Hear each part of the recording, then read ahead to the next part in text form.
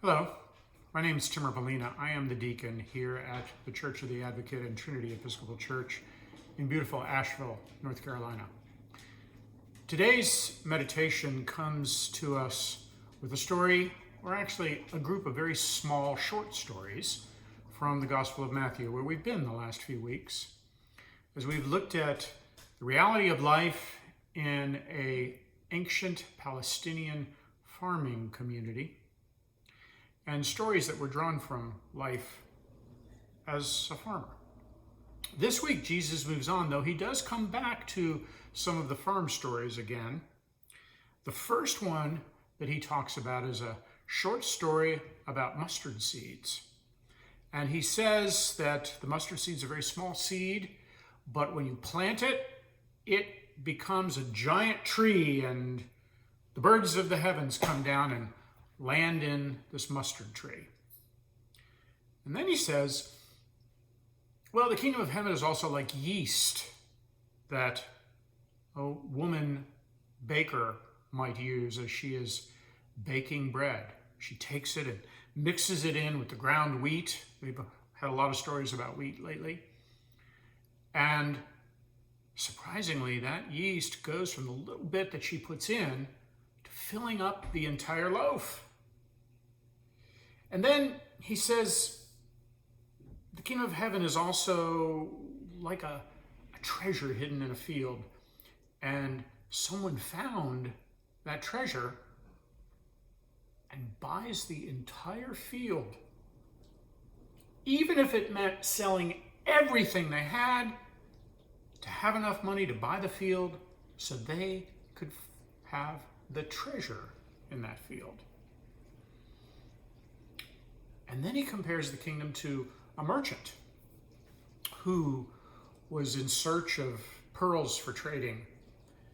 And when he finds the most beautiful, spectacular pearl he has ever seen, he sells everything and buys that pearl.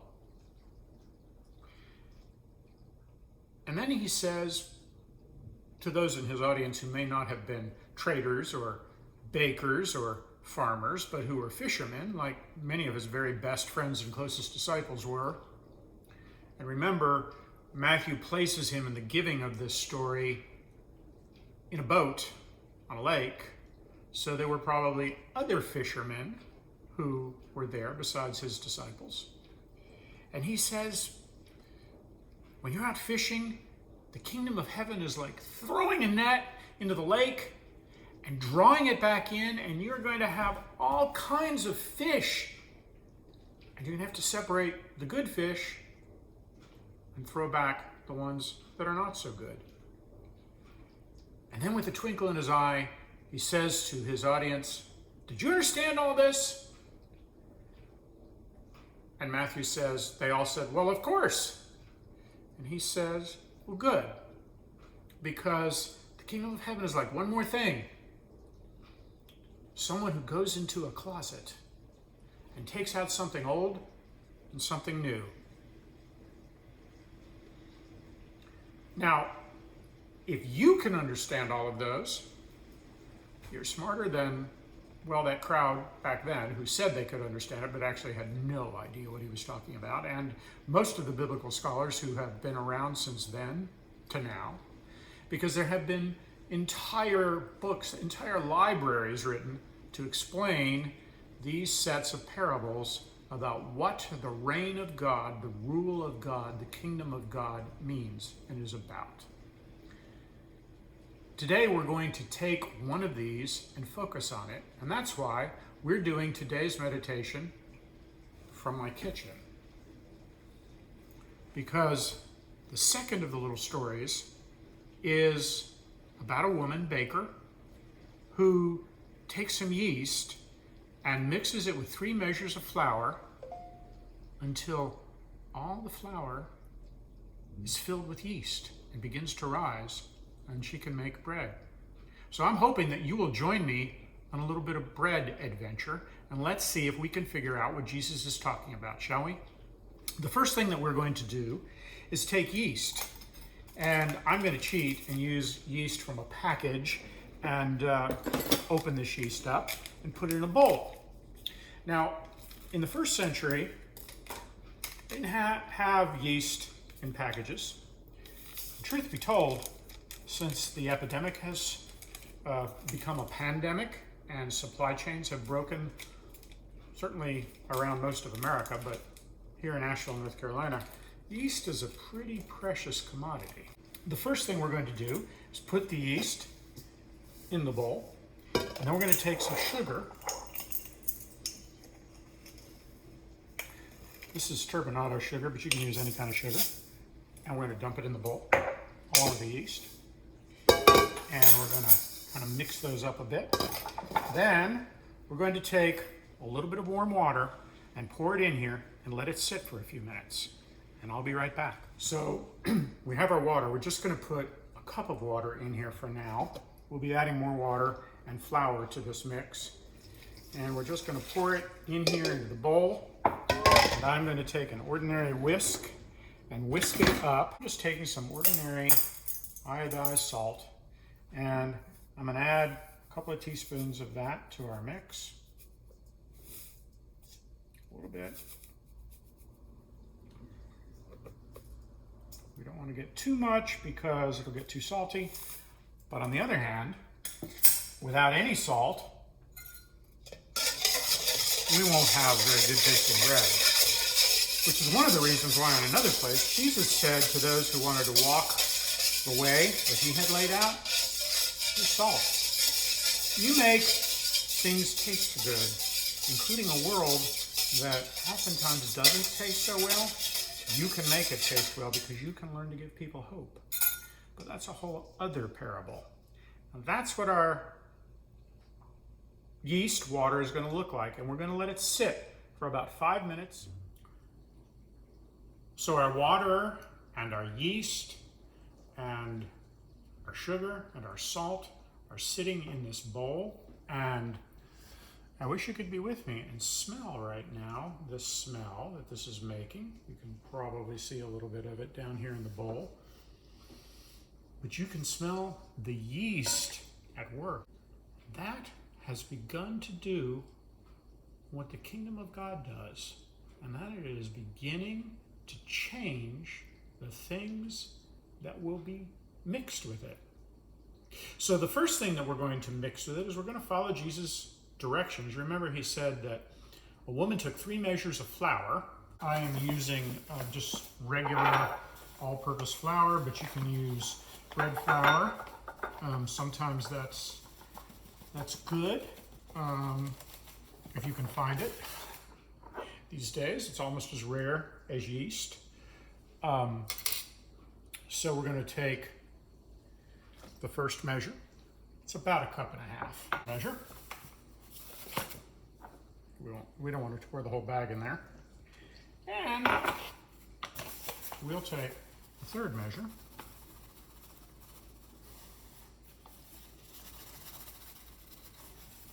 And we're just going to dump that in there. We're going to take our whisk back and mix all of this up, just like that. Our mixture is now dry and kind of flaky, and we're going to add a little bit more water to it because without enough water, we can't make dough, and without dough, we can't make bread. And so what we want to try to do is get a consistency now that we've mixed everything together. And this leavening agent, this yeast, is going to have a medium in which to begin to spread through it all. Pretty soon, it's going to begin to look like this, like bread dough. I've put about 1 cup and 2/3 or so of water into our mix, and we're beginning to see something now that looks very dough-like. So the next step to make this Jesus Kingdom bread recipe is to put a little bit of flour on the countertop or any other surface where you're going to be able to work the dough. Because yes, the yeast does its work, and it spreads through it all. But there's some additional work that has to go into this kingdom building. I've been working this dough now for about 5 minutes. I've got a nice clean ball here, and when you put your finger on it, it kind of pushes back against you. You can tell that the yeast is doing its work.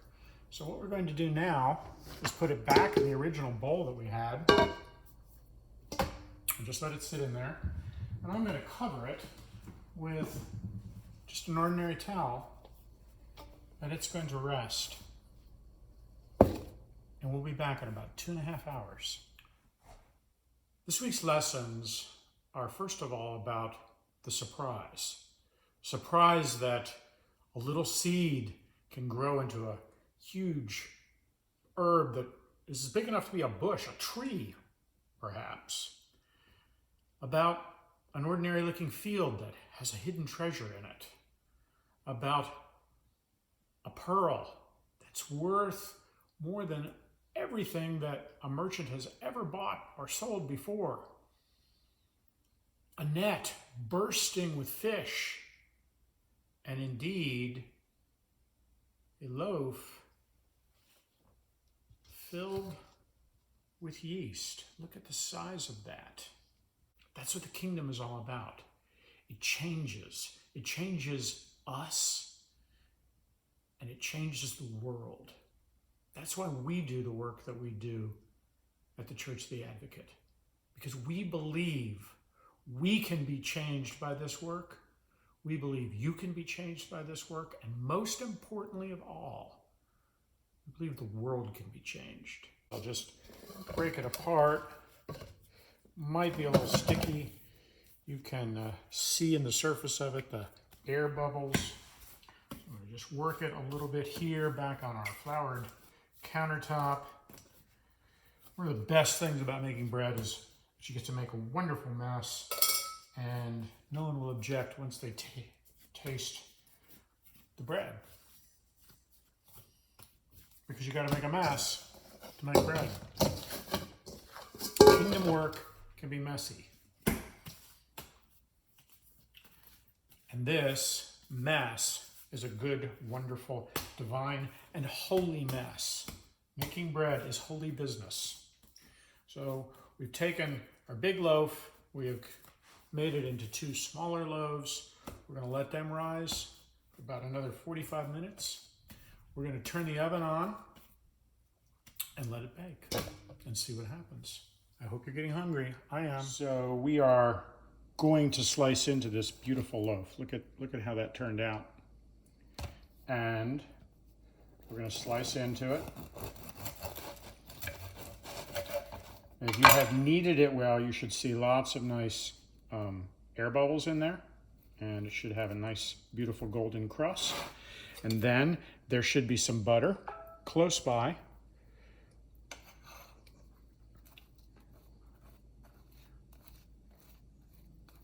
And then, this is not going in my mouth, though. I'm going to put it in my able assistant's mouth.